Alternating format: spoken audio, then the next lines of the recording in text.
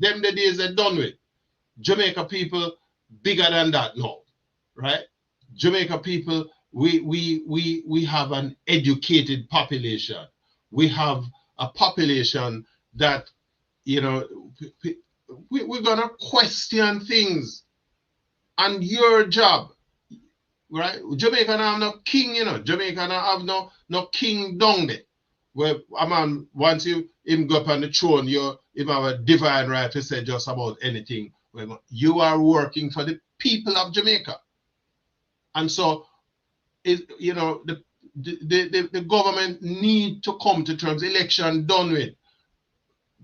Dr. Chang need to apologize to the country. Need to apologize to every Jamaican for those intemperate remarks that he made, right? Because you don't need to tear down one set of Jamaicans to boost up the other one.